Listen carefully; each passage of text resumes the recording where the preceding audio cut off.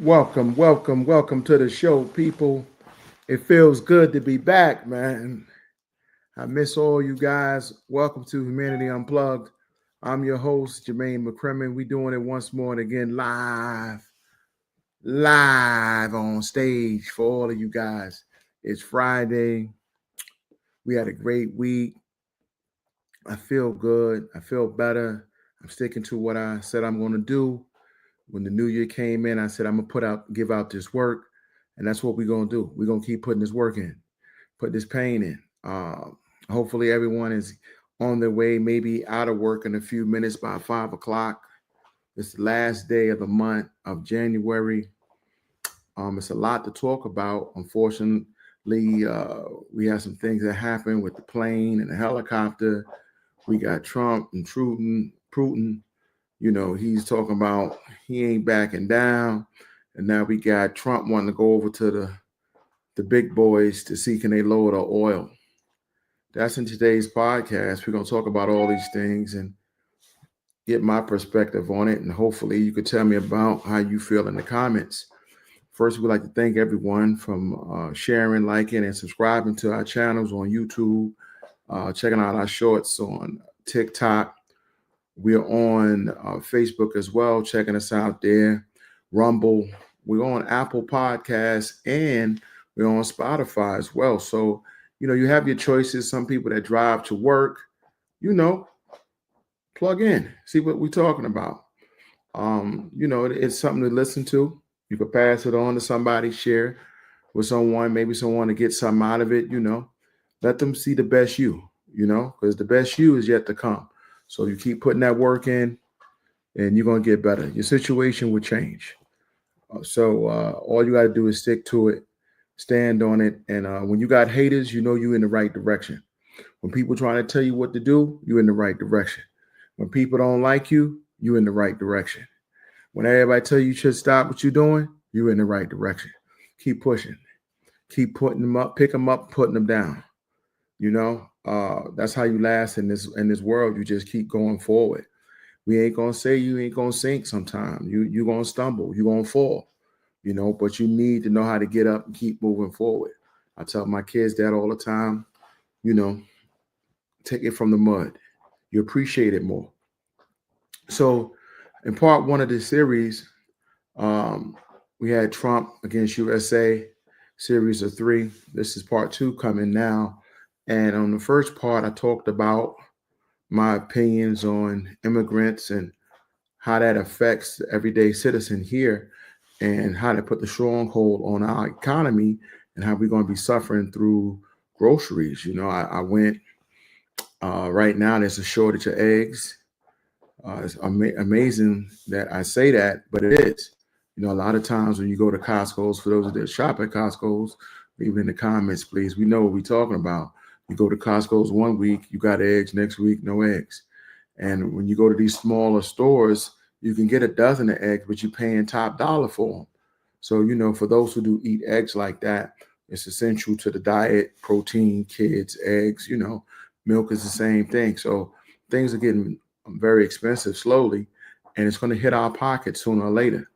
And then in the back of your mind, besides all that, you need to understand that what if things really hit the fan? What will you do? Where would you go? Do you have a mapped out directional path you will take you and your family? These are things we need to talk about, So in part 1 series, I talked about how they're exploiting all these people out and it's going to affect us all over. I also talked about the farmers that's suffering. We have to understand what's at stake here. It's not just one thing. He's stopping DEI, he's stopping DOJ. He's even telling people they're getting food stamps. Some of them can't get it because they got to work 30 hours mandate. People, I think Trump is doing what he set out to do. If you need these assistance that the state, city offer you, you need this type of assistance, you have to work with what they're saying you got to do now. The only one thing I might have to look into a little deeper with that is having the federal people resign, because Trump is a businessman first. If he can hustle you and still get what he need out the deal, he known for that. If you look at his history when he had the Trump Towers, the planes, all that stuff, Trump is known for promising you salt and you get pepper. He promised you a contract, you don't get the contract. This is his history on him. So now that he's a president for the people, is he playing the same game with these government people? These people that's hired by the federal government. Is he playing the same game? Is he promising them this and then don't give them that at the end of the day? So it's real wishy-washy with him. So it's like you roll the dice sometimes, So we got to just be prepared for whatever that comes your way. Stay strong, and we can make it. Now, my heart goes out to all the victims of this tragedy that just happened. It's sad when kids die. It's sad when anybody die. But when a child passes or murked out, whatever you want to call it, it hits different because, kids are innocent. Could you imagine the 2-year-old sitting in the plane, don't know what's going on, not even talking. They playing and they about to just be up out of here. It's crazy. So my heart goes out to all the families that are touched by this incident, unfortunate incident. Allegedly, what's out there now going into this is that the helicopter was talking with control. Control was telling the pilot what's going on, and the way Trump said it, the way he made it appear that, this might have could have been avoided. Everybody got their own opinion. So we got to let the cards fall where they may. They recovered the black box. 60 people is gone right now. They recovered 40 bodies already. And they being real hush-hush on who they recovering, of course, out of respect to the victims. But this is what we're getting right now. That's what's going on. And it's a lot more to come. Hopefully you guys having a great weekend, and we'll have a great weekend. So we're going to get right into this video. This is the first video. Just a quick little overall of what's up with Trump and what we're doing with him. So here we go, guys. A flurry of executive orders reshaping the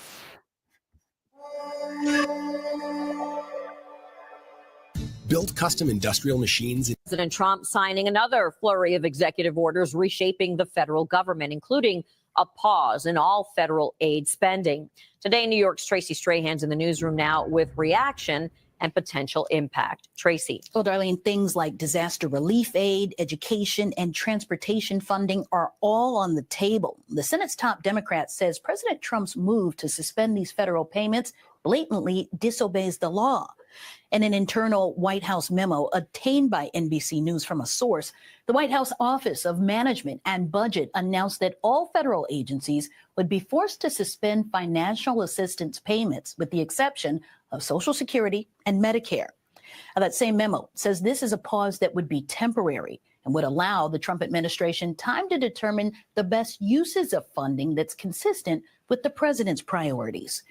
The order already sparking backlash on Capitol Hill, as it has the potential to impact domestic infrastructure projects, climate initiatives, and DEI funding as well, things that are given by both state and local governments. Now, in announcing the freeze in a memo, the acting director of the Office of Management and Budget said in part, quote, "The use of federal resources to advance Marxist equity, transgenderism, and Green New Deal social engineering policies is a waste of taxpayer dollars." A number of Department of Justice lawyers were fired late last night before this memo for, quote, "playing a significant role in prosecuting President Trump." More than a dozen inspectors general were fired, despite the president failing to give the required 30-day notification to Congress. Former officials say it could be a move to deter future investigations. We're looking at what amounts to a threat to democracy, a threat to independent oversight. Responding to the federal freeze, we heard from New York Senator Chuck Schumer. He said it will, quote, "mean missed payrolls and rent payments and everything in between. Chaos for everything from universities to nonprofit charities, state disaster assistance, local law enforcement, aid to the elderly, and food for those in need." President Trump is also expected to enact new policies for the Pentagon as well. According to a White House fact sheet, the executive orders would reinstate those who were dismissed for refusing the COVID vaccine. They would receive full back pay and benefits. Another order would end the use of identification pronouns in the military, also prohibiting males from using or sharing facilities that are designated for females. A lot going on, guys. We'll send it back to you. There you have it, guys. That's the first video we got today. A lot of things going down. We got to be prepared for the unexpected. They're trying to say, that's not in this video. This is going to be in my third part video. You got something to think about. They're trying to say that if you're born in the United States of America and don't have a passport and don't get a passport, they're going to treat you like you don't have a citizenship. Your date of birth and your social security is not enough. So that's what they're trying to do now. So please be ready, be prepared. We have to make sure we hip to the game. The next one I'm going to give you guys is with Putin and how Trump is talking to him. Here we go.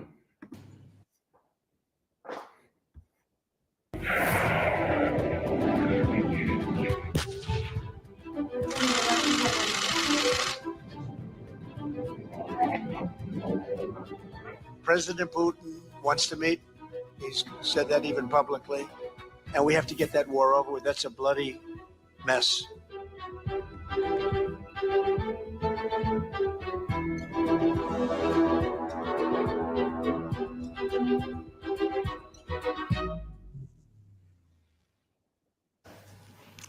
Donald Trump wants the Ukraine war to end. So far, this seems like an undeniable fact. He has spoken about the war regularly since taking office, and he seems impatient. He wants the war to end immediately, and he's not above arm twisting to get his way.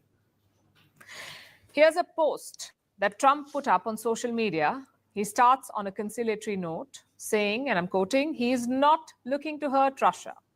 He goes on to describe his good relationship with Russian President Vladimir Putin and reminds the world about Moscow's role in the Second World War. It is rare for Americans to praise the Soviet Union, but here's Trump commending Moscow's role. After this friendly intro, Trump gets down to business. He says he's doing Putin, and I'm quoting again, a very big favor. And then he tells him to stop this ridiculous war. That's a bold move, threatening Putin while calling it a favor. Donald Trump says if the war does not end soon, he will have no choice but to impose taxes, tariffs, and sanctions on Russia and its partner countries. And then Trump follows up with a classic line. I'm quoting, we can do it the easy way or the hard way. Yes, it seems Hollywood has made its way to international diplomacy. Donald Trump is using cliched dialogues to put pressure on Vladimir Putin, and the Russians are not impressed. Some Russian politicians and nationalists see these threats as an insult. Prominent Russian bloggers called Trump arrogant. They say Moscow will not be blackmailed. This is the view of some Putin supporters, but the Russian president himself has been more measured. The Kremlin seems to be downplaying the threats. We do not see any particularly new elements here. Trump was the president of America who more often than anyone else resorted to the methods of sanctions. He is fond of these methods. At least he liked them during his first presidency. We are carefully watching all the rhetorics and statements. We carefully record all the nuances.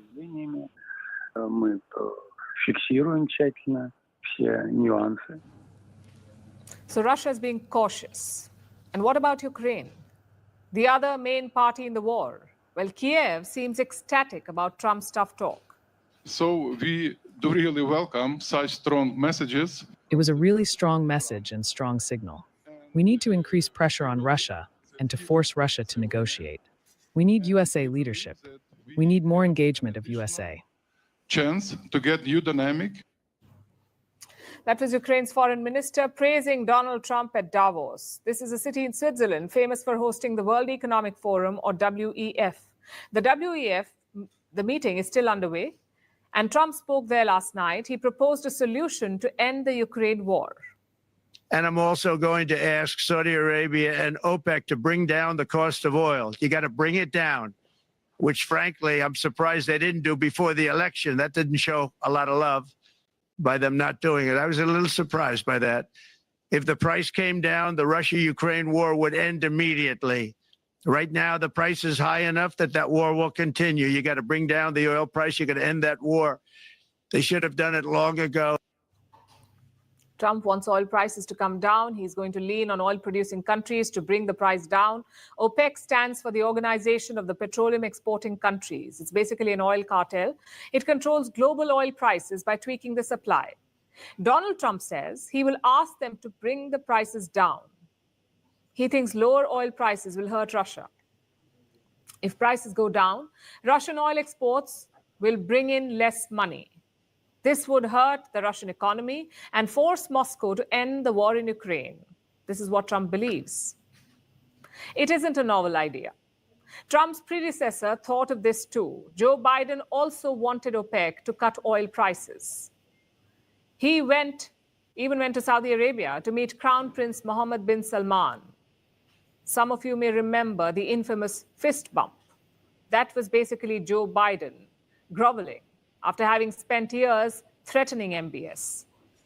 Promising to make him a global pariah, Biden was desperate to get OPEC to bring down oil prices, and that's why he went to meet MBS. Of course, it did not work. Now, Donald Trump wants to try the same thing, and he might actually have a shot. After all, Trump has maintained good ties with MBS. So the Saudi crown prince might do him a favor and help lower oil prices. But will this really help stop the war in Ukraine? Moscow does not think so. This conflict is not dependent on oil prices. This conflict is due to the threat to Russian national security, to the threat to Russians who live in the known territories, and the complete refusal of Americans and Europeans to listen to Russia's concerns. This is not related to oil prices. The Kremlin says oil prices won't affect the war, but it added that Putin is ready to talk to Trump. Apparently, Russia is just waiting for the signal. Trump also wants to talk to Putin directly and even meet him in person, quote unquote, immediately. That is the situation right now. Donald Trump is putting pressure on Vladimir Putin, preparing his leverage and getting ready to strike a deal. By the looks of it, it could happen. If he pulls it off, it will be a major diplomatic victory for President Trump. But he should be cautious about overplaying his hand. It may not be a good idea to try and back Moscow into a corner. That could alienate Putin and derail any peace talks. People, it looked like Trump trying to play bully ball. A lot of Republicans play bully ball. So, if you know how to play bully ball, you get things through. You know how to set it across. So he's playing a little bully ball, and we are sitting here watching it in the stands, as our lives might depend on this bully ball playing in case they really set it off. And he up here butting into people's business, because everything gonna have something to do with money and oil. That's what make the world go round, basically. We get oil from them. So this is what happens. Now Trump is in there. He's not scared to talk. He's not scared to be cocky and swing his jewels around. And that's what he did. And that's what he's doing with Putin. Now Putin going to stand there and let him swing on him like that, or he going to tell him where to go. Right now, Putin ain't really entertaining him. But he is still entertaining him. So we're known for that. The United States is known for protecting everybody else, going Captain Save over here, Captain Save over there. We always doing that. And that's one of the things, our downfall. We so free-hearted and loving and caring for other countries and other places, but yet we suffer within our own jurisdiction, and there's no help for them. That's what's crazy, So that's why sometimes you got to mind your business. Sometimes you got to stay to yourself. Sometimes every time you take your leap, everybody's not going with you on your next leap. Everybody can't go with you when you go sometimes. Sometimes you got to leave them at bay because they're not ready. Their faith ain't like your faith. They can't move like you move because their faith is not strong like your faith. So we got to understand that. That's how things move a lot of times. When you see things coming your way or things just going the way it's going, it's your faith. So in this case, Trump acting like whatever. I'm going to stop it. He got that faith. He going to do that. He got it in him that he think he can just shut it all down and make it all go away. We get back to normalcy. I get it, but you got to go in there like that sometime. You can't let them smell blood and smell fear on you. This ain't checkers. This is chess. We got to go in there knowing what next 4 moves we're going to do before we move. So, if we not on it like that, then what we doing? This last video is going to be about the people, the tragedy that happened in the United States, the plane crashes. Here we go. But now we mourn and we pray, and would like to ask all Americans to join me in a moment of silence as we ask God to watch over those who have lost their lives and bring comfort to the loved ones. And I just want to say God bless everyone in this room. This has been a... Wait a minute. Where was the moment of silence with Trump? He didn't get no moment of silence? Where was that at? A terrible, very short period of time. We'll get to the bottom of it. So we all saw the same thing. We've seen it many times. I've had the honor of hearing tapes. Tapes are scary, very scary tapes. You had a airliner coming in, American Airlines. He was doing everything right. He was on track. He was the same track as everybody else. They came in. It's probably the same track as they've had for 25 years or more. He's coming in the path. And for some reason, he had a helicopter that was at the same height, obviously when they hit, but pretty much the same height, and going at an angle that was unbelievably bad. When the air traffic controller said, do you see, he was talking about, do you see him? But there was very little time left when that was stated. And then also he said, follow him in. And then almost immediately after that, seconds after that, there was the crash that took place. Well, you follow him in, that means like everything's fine. Follow him in. You had a pilot problem from the standpoint of the helicopter. I mean, because it was visual. It was a very clear night. It was cold, but clear, and clear as you could be. The American Airlines plane had lights blazing. They had all of their landing lights on. I could see it from the Kennedy Center tape. We had a tape up on the Kennedy Center. That seems to be the primary. Thus far, I'm sure we'll see other tapes because it's such an area where there are a lot of cameras looking up into the air, into space. So we'll probably see many other shots of it before too much time goes by. But we had a situation where you had a helicopter that had the ability to stop. I have helicopters. You can stop a helicopter very quickly. It had the ability to go up or down. It had the ability to turn. And the turn it made was not the correct turn, obviously. It did somewhat the opposite of what it was told. We don't know that would have been the difference because the timing was so tight. It was so little. There was so little time to think. But what you did have is you had vision. The helicopter had vision of the plane because you had vision of it all the way, perfect vision of it all the way from at Kennedy Center where the tape was taken. And for some reason, there weren't adjustments made. Again, you could have slowed down the helicopter substantially. You could have stopped the helicopter. You could have gone up. You could have gone down. You could have gone straight up, straight down. You could have turned. You could have done a million different maneuvers. For some reason, it just kept going and then made a slight turn at the very end. And by that time, it was too late. They shouldn't have been at the same height because if it was at the same height, you could have gone under it or over it and nobody realized, or they didn't say that it's at the same height. at the same height, still wouldn't have been great, but you would have missed it by quite a bit. Could have been 1,000 feet higher. It could have been 200 feet lower, but it was exactly at the same height, and somebody should have been able to point that out. So all of this is going to be studied, but it just seems to me, from a couple of words that I like to use, the words common sense, some really bad things happened, and some things happened that shouldn't have happened. So you had a helicopter going in an identical direction. You had a helicopter that was at the exact same height as somebody going in essentially the opposite direction. You had a plane that was following a track, which is a track that every other plane followed.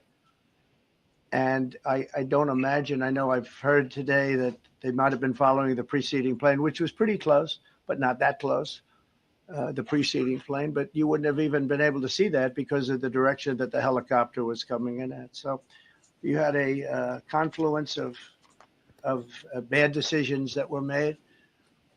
And you have people that lost their lives, violently lost their lives. We're going to take a few questions. I'd like to ask our new Secretary of Transportation to say a few words. Sean Duffy, great gentleman, just started. It's not your fault, and I know you agree with me very strongly on intellect and even psychological well-being of the air traffic control. It's such an important position, and I think I can't emphasize stronger. I changed it when I first ran in 2016. I changed it. We had the highest standard that you could have. And then they changed it back. That was Biden. Low key, blaming the air traffic controller. To a standard I read it to you. That was from one of your papers. One of the people in this room actually wrote that. And then I changed it back a few days ago. Now, people, he just low key say it was the air traffic controller issue, is his fault. I get it. Somebody got to play fault on this. But ironically, I heard it real clear. He said, I just changed it back 3 days ago. So if you knew there was a problem, why didn't you change it before the incident? Because you knew when you left it and Biden changed it. And then all of a sudden, you changed it back. But why wasn't it changed prior? See, sometimes my opinion, sometimes war is needed. Because war costs a lot of money. So sometimes tragic things happen for other fundings to open up. Just keep that in mind, America. There's a reason for all things. Nothing just happened. We're not in 74, 76.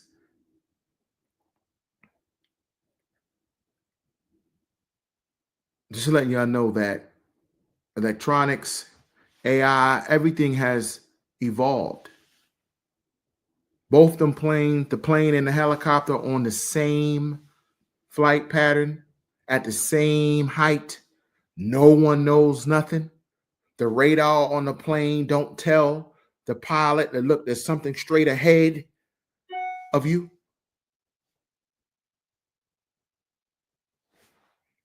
Same thing with the vice versa. The helicopter, Black Hawk, don't have a sonar, whatever they got to see what's in front of them. It hits their radar. They don't see that object that's there, but we can detect heated sink missiles. But we can't detect a plane that's right there in front of us.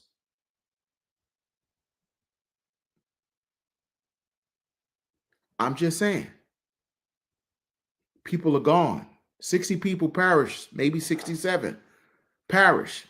Never coming back. It's gone forever.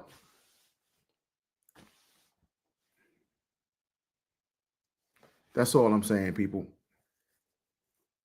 It's Friday, January 31st, 5/12. Hopefully people getting off work. Hopefully you enjoyed the show. Please share, subscribe.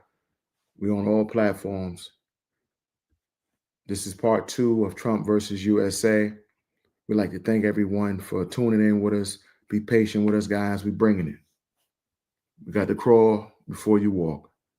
All right? God bless. I see you on part 3.